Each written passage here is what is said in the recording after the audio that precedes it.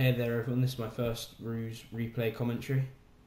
This is a 2v2. I played with my friend 2v2. As you can see, I'm playing Russia. 2v2's playing Germany against two American opponents. So, me and 2v2, this is about our 5th or 6th game we've played together. We know each other's playstyle pretty well by now. Joe is more of a turtle and work your way up, whereas I like to spread out and take what I can early on.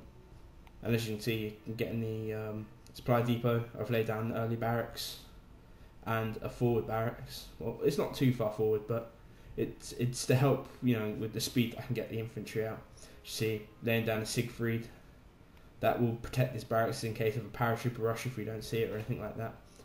As you can see, like I said, he plays more defensively with one barracks and then just spreading out. I actually didn't realise he went so far for his depot. I didn't realise. Oh yeah, mine's actually quite far. Yeah, as like normal Ruse style, one very close depot, two quite far away.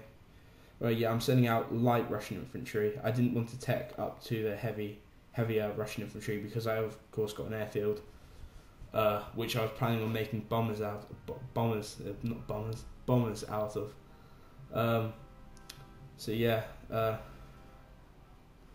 Right now, like I noticed, you know, my opponent going, you know, quickly for the anti-air base. So I was thinking maybe this air rush won't work, but I was going to build the bombers anyway, because even if you know, he gets the anti-air out, if that's what he was using it for rather than artillery, excuse me, there, I could at least hit these outlying supply depots.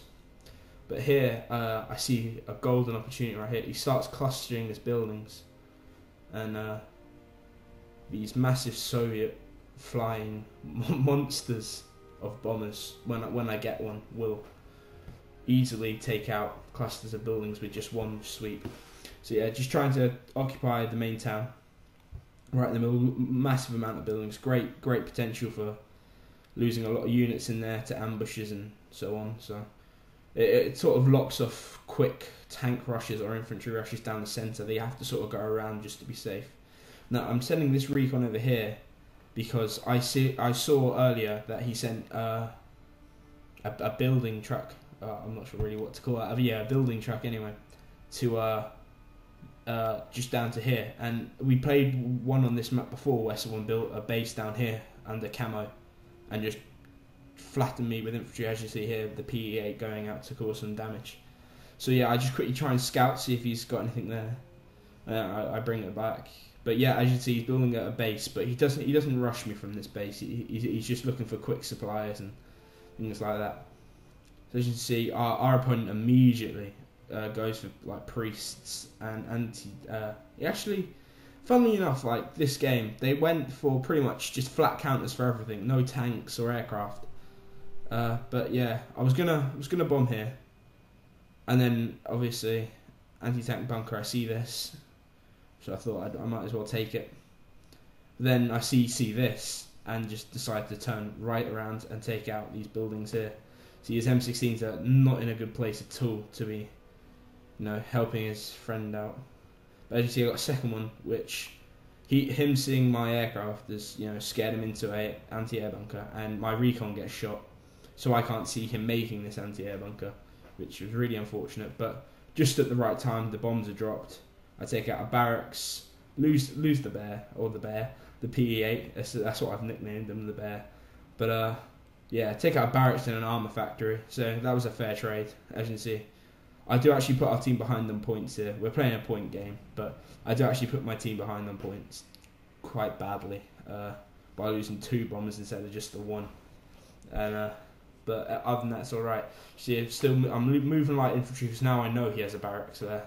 So I move a few light infantry just over to check. As you see, I'm not doing much at the moment. Like that air attack each bomber costs 35, so it's quite a bit. So 70 resources at the start.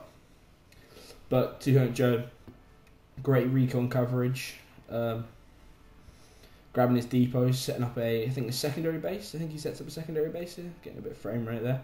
So yeah, secondary headquarters there, and he starts setting up a secondary base, much like my counterpart has done on the right hand side. as before. Like I said, I like to spread out rather than build in like a small area like Joe does, because I like that sort of. It's sort of an anti-artillery tactic mostly, because I mean, you can be picked off by artillery if all your buildings are in a group, which can be quite annoying.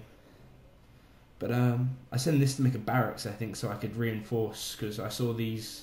I didn't see these actually. I just predicted an attack eventually. So yeah, I set up a barracks, and I mean, it was quite risky, because I mean, if these rangers, if he had sent a mass group of rangers and managed to actually break through this line, he would have had a barracks where he could pour troops through three maybe, even if he wants to really push it, 3 separate areas he could go around. You know, I built a heavy artillery position and this recon to push forward and just scout what I can, hit what I can with that. At this point, we didn't actually know these were priests, so not much there. As normal, Joe playing his normal cautious, heavy anti-air, heavy anti-tank sort of style. He's a very good turtler, and I mean, like, there's been times where he's saved me by, you know, just laying one Siegfried blockhouse, or however you pronounce that, in just a good area, and it saved my base, or at least put off an attack until I'm ready to deal with it. But here I just come across, I just flank, but hate attacking across bridges and things like that, because all your units are just in one small area. You see, I knock these rangers back with the help of the recon and everything else, but as you can see, I hate trying to catch Willie's jeeps in the in like the forest and stuff, because they just drive deeper in and it just distracts your recons and things like that. You see, like I said, this guy goes heavy artillery this game, already on the M40, but by doing this he's basically just left his teammate. Not left him in the sense that he's not going to help him, just left him. Say if we had rushed tanks right now, although he does have anti-tank bunkers and things like that, like going around this way, I doubt he would have been able to really help him. See, Joe still bringing up that anti-air, and I think around this point, like me and Joe were just we were talking over Steam, and I think we were just saying now that first Tiger tank, we were just saying now that they're not going to bother with air, and they're just going to try and flat counter whatever we bring out and just counter attack. So here, he's just trying to stop these infantry because he's a little bit worried that they might. So he brings out a big tank block. Although they're not great tanks, it's just a decently sized tank force to take out infantry. Anyway, I wouldn't bring them up against a Tiger or anything like that. But yeah, I can't do anything about these artillery hitting me. And then I think as well we lost a hell of a lot of ruses to having to camo our buildings from these M40s, which is going to be annoying.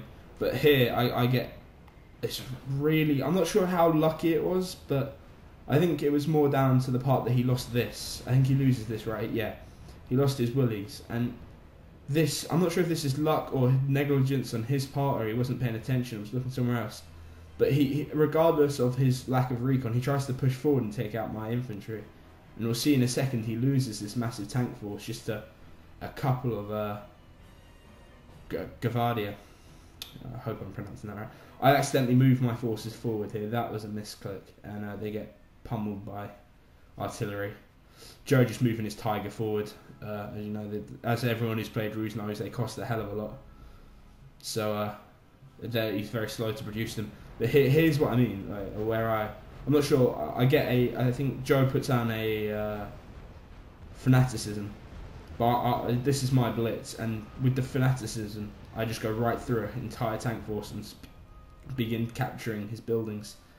So here I decide I need the armour, so I do the same thing I did with the barracks, lay a close barracks and then 2 decently like spread out barracks. I lay a close armour base and then spread another armour base out so I can quickly reinforce, because I'm not sure how many people know this, but the more of the armour bases or barracks you have, the quicker the unit or the research finishes.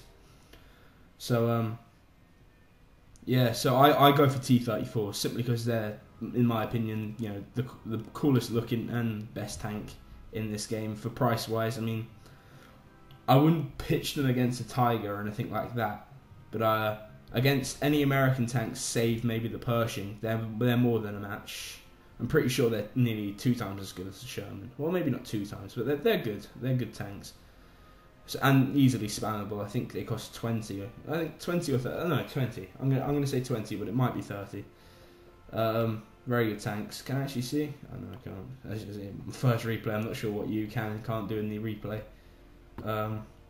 thing. Replay thing. So yeah, Joe decides to bring a Tiger down because I've told him that there are Shermans or whatever he's building over here. So right now he's got 2 Shermans, and again with the infantry. But I get quite fortunate here, you know, with my recon, the BA-11, which is a really good recon, if not just expensive. He starts bringing out Wolverines. Now, I don't know about Wolverines, but it would to me, I wouldn't bother bringing out Wolverines. I'd go for Jacksons because, like, when you're looking for an anti-tank sort of weapon that isn't one of the the towed anti-tanks.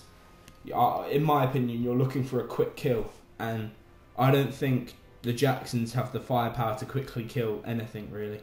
So I'm bringing out my PE8 now. I'm not actually sure why I do this. I actually waste this, actually, I remember now. This was, I underestimated the anti-air bunker.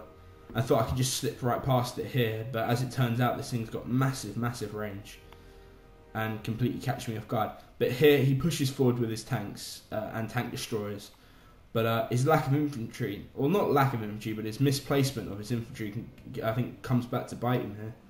And I charge my infantry over, which forces his tanks to retreat. I also send the T-34s, and the Tiger, I think, eventually comes across to help. Because right now Joe is sort of, I think, like, just trying to get his economy and move his Tigers into positions where they'd be good to. And I actually bring fake infantry. I remember this now. I bring fake infantry to try and make him, like, forced to retreat. But as you see, he shoots him. So. And I think Joe actually mistakes these for real infantry and charges his Tiger across, which I respond to. I mean, I wasn't going to let him just lose his Tiger. So I roll across my T-34s. The Blitz was here to try and get my T-34s in range as fast as possible. So as you see, I see how many tank shots. They're not even destroying the T-34s. In my opinion, it was a bit of a useless unit buy. And here, you see, they're retreating. They're not getting destroyed. And a retreating tank can easily repair up. So you see a fanaticism. And I think Joe lays a fanaticism down in a second here to try and save what we can. I think he loses this. No, this Tiger gets saved because you see Jackson's not the greatest. And of course, artillery comes in to hammer the light anti-tank guns. So from this side, this was a major concern for us. Eventually, the T-95 super heavy tank was out, and he also had the M40 artillery, but he's completely neglecting his ally on the right, or my right, his left. And me and Joe, well, although Joe's not committing heavily, I mean, 1 Tiger is, well, I would consider it effective. Anyway, I bring up some AT-45s. They're just the standard anti-tank gun, but the reason I do this is because I know anti-tank destroyers, armoured, cannot actually shoot at the anti-tank guns that are towed. So it's actually really, like, that's the hard counter to anti-tank guns. It's more anti-tank guns as long as they're armoured